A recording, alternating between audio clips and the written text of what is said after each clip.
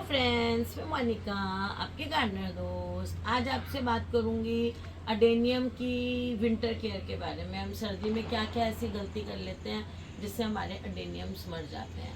तो शुरुआत करती हूँ मैं इस बात से कि अडेनियम, जैसा आप जानते हो, सक्यूलेंट प्लांट है और इसको बहुत ज़्यादा धूप चाहिए होती है।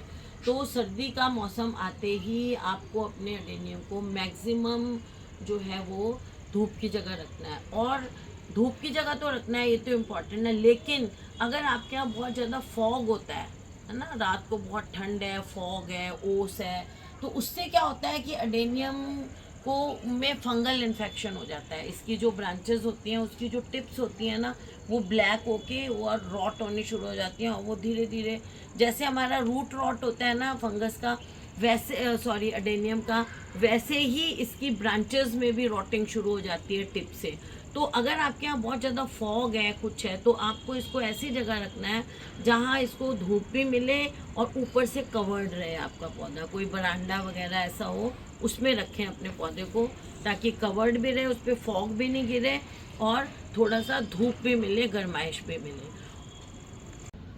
एक और चीज़ बताती हूँ आपको कि अडेनियम को अगर आपके यहाँ ठंड ज़्यादा पड़ती है और धूप की तेज़ी बहुत कम रहती है आपके यहाँ, है ना, तो उसको खाली धूप में रखने से काम नहीं चलेगा। फॉग है तो कवर्ड में रखें, और अगर धूप की तेज़ी कम है तो आप उसको किसी दीवार के सहारे रखें। हम जैसे एग्जांपल बताऊं, जैसे ये दीवार है, यहाँ मैंने अडेनियम अगर रखा हुआ है, हमारे यहाँ तो देखिए धूप अच्छी पड़ती है, राजस्थान में हमें ऐसी प्रॉब्लम नहीं है, लेकिन ठंड वाली जगह बताती हूँ। जैसे ये दीवार है, इसके अगेंस्ट आपने अडेनियम रखा तो इसको भी धूप मिलेगी, और दीवार पे जो धूप गिरेगी इसकी गर्माइश और इससे रिफ्लेक्ट होकर जो धूप आएगी तो इसको बहुत अच्छी क्वांटिटी में धूप मिलेगी। तो इसलिए अडेनियम को अच्छी धूप देनी है तो दीवार के सहारे लगा दीजिए। जहाँ पर एक और चीज़ बताती हूँ, जैसे ये देखिए, ये छज्जा आपको दिख रहा है, इस तरह का कोई आपका, ये थोड़ा छोटा है, ये छज्जा भी चलेगा, थोड़ा सा और आगे वाला छज्जा हो, उसके नीचे अगर हम अडेनियम को धूप वाली जगह में दीवार के पास रख दें तो ओस का नुकसान, फॉग का नुकसान नहीं होगा इसको, तो रॉटिंग बच जाएगी। वो जो यहाँ टिप्स से रॉटिंग शुरू होती है ना, यहाँ से ब्राउन हो जाता है और ब्राउन होकर नीचे तक रॉटिंग आनी शुरू हो जाती है, वो बहुत ज़्यादा खतरनाक है।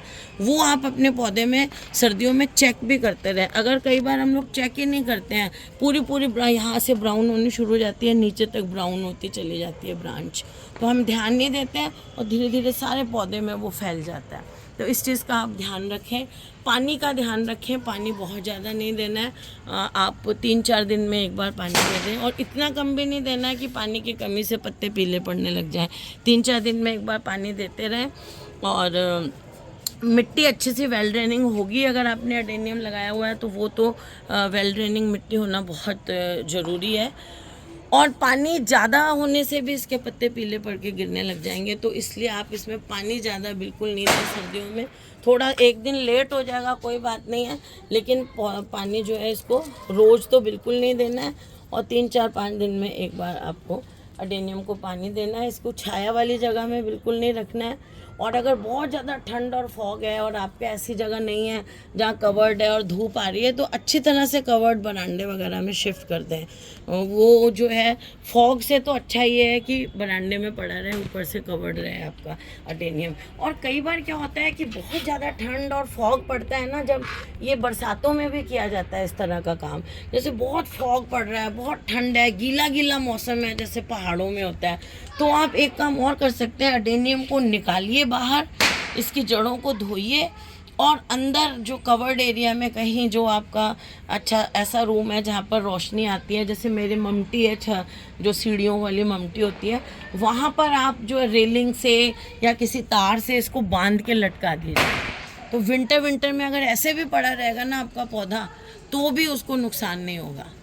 तो इस तरह का काम आप कर सकते हैं। अगर बहुत गीला मौसम है, ठंड सी बहुत ज़्यादा है, मॉइस्चर हट ही नहीं रहा है, तो आप इसको अपरूट करके अच्छी तरह से जड़ों को धो के टांग दीजिए कहीं पर, ताकि जहाँ इसको अच्छी सी रोशनी सी तो मिलती रहे, लेकिन पानी नहीं देंगे फिर आप, और ये आपका पौधा सर्दियाँ इस तरह से निकाल देगा और पौधा जो है वो आपका बच जाएगा। अब और सर्दियों में जो है ना अडेनियम को आपको खाद नहीं देनी है। इसमें ये जो वीड्स होती हैं ना, ये मैं भी इनसे बहुत परेशान हूँ। मैं वीडिसाइड इसमें अब डालूंगी। इसमें ये जो वीड्स होती हैं ना, ये छोटी छोटी वाली, ये वीड बहुत नुकसान देती है। ये नर्सरी से कई बार आ जाती है, नर्सरी प्लांट से। तो ये वीड्स जो है ना, ये बिल्कुल क्लीन करके रखें। वीड्स रहने नहीं दें आप इसमें। वीड्स से भी मैंने देखा है कि वीड से भी पौधे में रोटिंग बहुत ज़्यादा हो रही है। मेरे 1-2 अडेनियम्स जो है ना, वीड्स होने से, शायद वो वीड्स मॉइस्चर को पकड़ के रखते हैं, क्या बात है, वीड्स होने से भी ना, देखिए ये वीड्स होती हैं ना, इससे भी रोटिंग बहुत ज़्यादा होती है रूट रॉट अडेनियम में।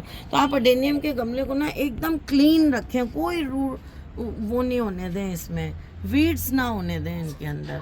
भले ही आपको हर दूसरे दिन क्लीनिंग करनी पड़े, धीरे धीरे फिर वीड्स हटेंगी। इस चीज़ का आप ध्यान रखें।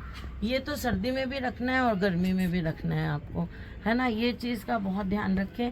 और खाद नहीं दें अपने पौधे में, क्योंकि ये इसका डोरमेंसी का टाइम है। तो इस टाइम आप अपने पौधों में खाद बिल्कुल भी नहीं दें। सर्दियों में इसमें कोई खाद नहीं दें आप।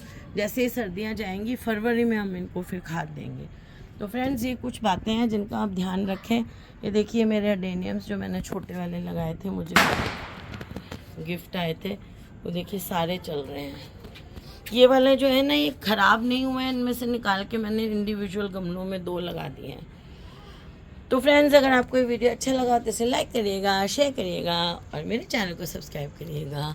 Okay friends, bye.